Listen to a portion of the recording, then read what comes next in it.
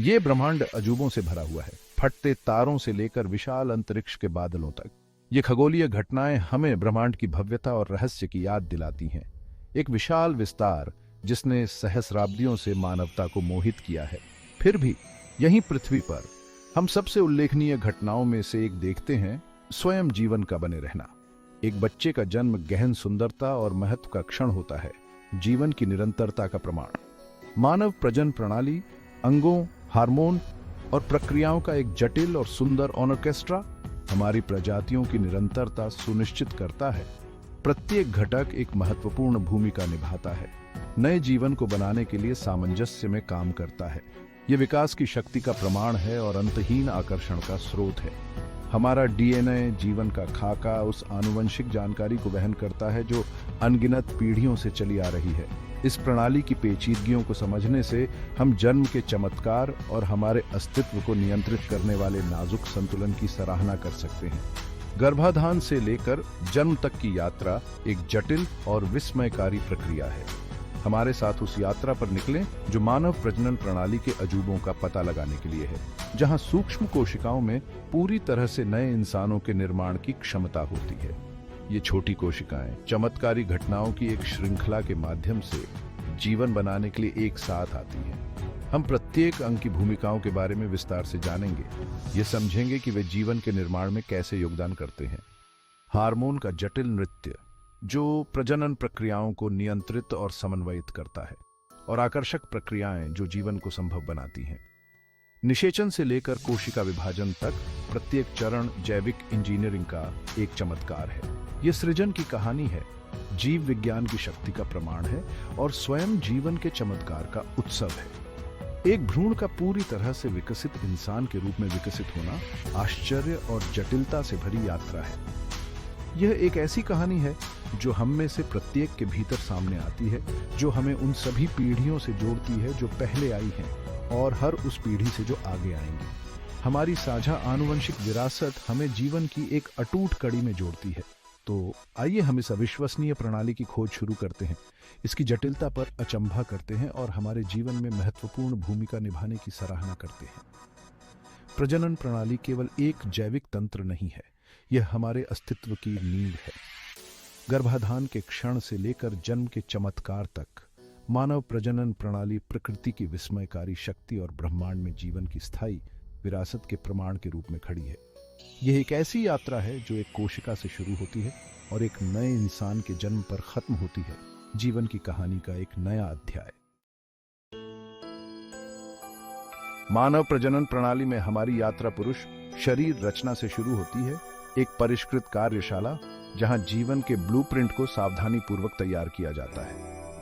यह जटिल प्रणाली जैविक इंजीनियरिंग का एक चमत्कार है, जिसे हमारी प्रजातियों की निरंतरता सुनिश्चित करने के लिए डिजाइन किया गया है। यह प्रणाली जो श्रोणि गुहा के अंदर और बाहर दोनों जगह रहती है, शुक्राणु के उत्पादन और वितरण के लिए जिम्मेदार है। नर युग्मक में आनुवंशिक सामग्री का आधा हिस्सा होता है जो एक नए इंसान को बनाने के लिए आवश्यक होता है। नर प्रजनन अंग इस जटिल कार्य को प्राप्त करने के लिए सामंजस्य में काम करते हैं, प्रत्येक प्रक्रिया में महत्वपूर्ण भूमिका निभाते हैं। इस कार्यशाला के केंद्र में वृषण होते हैं, दो अंडाकार आकार के अंग अंडकोश के भीतर स्थित होते हैं, एक थैली जैसी संरचना जो शरीर के बाहर लटकी होती है। शुक्राणु उत्पादन के लिए आवश्यक इष्टतम तापमान बनाए रखने के लिए अंडकोश की बाहरी स्थिति महत्वपूर्ण है। वृषण टेस्टोस्टेरोन के लिए प्राथमिक उत्पादन स्थल है, एक हार्मोन जो पुरुष विशेषताओं के विकास को निर्धारित करता है। टेस्टोस्टेरोन मांसपेशियों और हड्डियों के घनत्व से लेकर आवाज के गहरे होने और चेहरे के बालों के विकास तक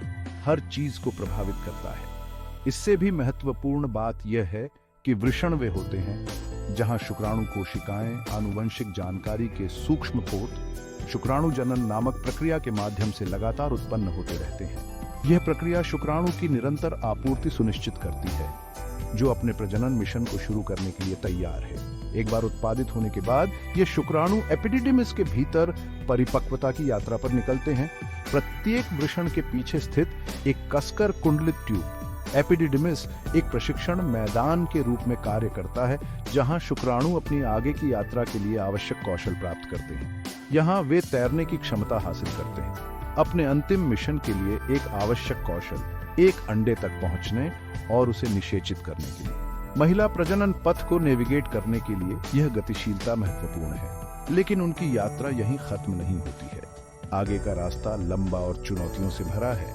वॉस डेफरेंस एक पेशीय नली एक नाली के रूप में कार्य करती है, जो परिपक्व शुक्राणु को एपिडिडिमिस से मूत्र मार्ग की ओर ले जाती है, मार्ग जो अंततः लिंग से बाहर निकलता है। यह प्रणोदन वॉस डेफरेंस की मांसपेशियों की दीवारों के लयबद्ध संकुचन द्वारा सहायता प्राप्त है। इस मार्ग के साथ शुक्राणु को सहायक ग्रंथियों से महत्वपूर्ण सहायता प्राप्त होती है। प्रत्येक अपने अस्तित्व और सफलता को सुनिश्चित करने के लिए अद्वितीय घटकों का योगदान देता है। ये ग्रंथियां, जिनमें सेमिनल वेसिकल्स, प्रोस्टेट ग्रंथि और बल्बोयूरेथ्रल ग्रंथियां शामिल हैं, तरल पदार्थ प्रदान करती हैं जो शुक्राणु को पोषण देती हैं और उनके संचलन को सुविधाजनक बनाती हैं। एक शुक्राणु कोशिका की यात्रा एक उल्लेखनीय यात्रा है, समय के खिलाफ एक दौड़ और प्राकृतिक चयन की शक्ति का प्रमाण है। प्रत्येक शुक्राणु कोशिका, हालांकि आकार में छोटी होती है, जीवन को बनाने की क्षमता रखती है, जिससे इसकी यात्रा प्रकृति में सबसे महत्वपूर्ण प्रक्रियाओं में से एक बन जाती है। कल्पना कीजिए कि इनमें से अरबों सूक्ष्म यात्री प्रत्येक जीवन की क्षमता रखते हुए अपने गंतव्य मादा अंडे तक पहुंचने के लिए एक खतरनाक खोज पर निकल पड़े। यह यात्रा बाधाओं और चुनौतियों से भरी है और केवल सबसे लचीला ही सफल होगा। जैसे ही शुक्राणु कोशिकाएं वॉस डेफरेंस से होकर गुजरती हैं, उन्हें सेमिनल वेसिकल्स द्वारा उत्पादित तरल पदार्थ से पोषण और सहायता प्राप्त होती है। ये तरल पदार्थ पोषक तत्वों से भरपूर होते हैं जो आगे की लंबी यात्रा के लिए आवश्यक ऊर्जा प्रदान करते हैं। मूत्राशय के आधार के पास स्थित ये ग्रंथियां वीर्य की मात्रा का एक महत्वपूर्ण हिस्सा योगदान करती हैं, जो शुक्राणु को ऊर्जा के लिए आवश्यक शर्करा और प्रोटीन प्रदान करती हैं। वीर्य पुटिकाएं यह सुनिश्चित करने में महत्वपूर्ण भूमिका निभाती हैं कि शुक्राणु अपनी यात्रा के लिए अच्छी तरह से सुसज्जित है। पथ के साथ आगे प्रोस्टेट ग्रंथि मूत्र मार्ग को घेरने वाली एक अखरोट के आकार की संरचना वीर्य द्रव में अपना योगदान जोड़ती है। ये ग्रंथि थोड़ा क्षारीय द्रव उत्पन्न करती है, जो शुक्राणु को उस अम्लीय वातावरण से बचाने में मदद करती है जिसका वे सामना करेंगे। प्रोस्टेट का स्राव योनि के वातावरण की अम्लता को बेअसर करने में मदद करता है, जिससे शुक्राणु के जीवित रहने को सुनिश्चित किया जाता है, क्योंकि वे महिला प्रजनन पथ में प्रवेश करते हैं। शुक्राणु की गतिशीलता और व्यवहार्यता को बनाए रखने के लिए यह तटस्थता महत्वपूर्ण है। अंत में प्रोस्टेट के नीचे स्थित दो मटर के आकार की संरचनाएं बल्बोयूरेथ्रल ग्रंथियां एक स्पष्ट फिसलन भरा तरल पदार्थ छोड़ती हैं, जो मूत्र मार्ग को चिकनाई देता है। स्खलन के दौरान वीर्य के सुचारू मार्ग को सुविधाजनक बनाता है। घर्षण को कम करने और एक सुचारू यात्रा सुनिश्चित करने के लिए यह स्नेहन आवश्यक है। यह प्रीस्खलन द्रव मूत्र मार्ग में किसी भी अवशिष्ट अम्लता को बेअसर करने में मदद करता है। आगे शुक्राणु की व्यवहार्यता की रक्षा करता है। पर्यावरण को बेअसर करके बल्बोयूरेथ्रल ग्रंथियां यह सुनिश्चित करती हैं कि शुक्राणु निषेचन के लिए सर्वोत्तम संभव स्थिति में है। प्रत्येक स्खलन के साथ लाखों शुक्राणु योनि में प्रवेश करते हैं, अंडे की ओर अपनी खतरनाक यात्रा शुरू करते हैं। यह क्षण एक भयंकर प्रतियोगिता की शुरुआत का प्रतीक है, जहां केवल योग्यतम ही जीवित रहेगा।